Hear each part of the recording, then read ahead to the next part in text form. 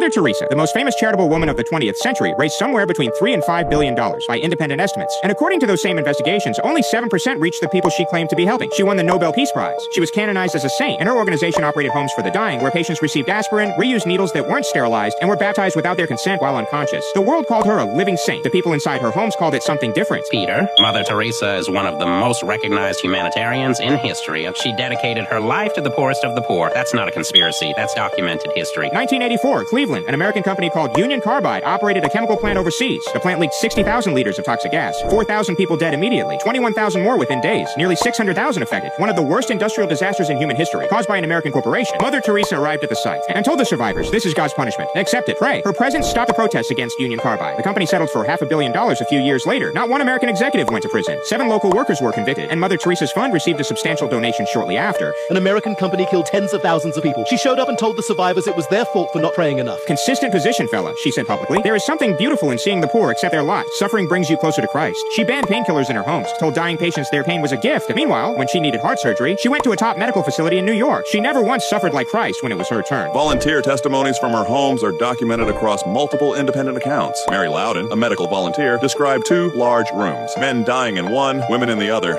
Needles reused and rinsed in cold water, not sterilized. Medication limited to aspirin. A 15-year-old boy with a kidney infection, treatable with standard antibiotics, deteriorated because he received none. When Loudon suggested taking him by taxi to a hospital for an inexpensive operation, she was told, if we do it for him, we would have to do it for everyone. A 1991 investigation published in The Lancet documented the same conditions independently. The homes were not designed to heal. They were designed to facilitate a particular kind of death. A kid was dying from something fixable, and they wouldn't put him in a taxi. And the organization had billions coming in. Estimates from multiple independent investigations place charitable expenditure at approximately 7% of funds received. The remainder, including her Nobel Prize money, was transferred to the Vatican Bank. She was the Catholic Church's most effective revenue generator in modern history. A German magazine investigation in the 1990s examined the financial structure and found no transparent accounting for the vast majority of donations. So where did the money actually come from? Who was giving her billions? Whoever was writing the check. Cleveland, 1981. Jean-Claude Duvalier, president of Haiti. His family had run the country through political murder, torture, and disappearances for decades. Mother Teresa visited, accepted $1.5 million, said she had never seen such love between a leader and his people. 2 years later, she visited again, accepted another $1 million, received Haiti's highest state honor. 3 years after that, the people overthrew Duvalier. He fled the country with hundreds of millions in stolen government funds. She stood next to a man whose government had people murdered and called it love. Robert Maxwell, British media mogul, stole $600 million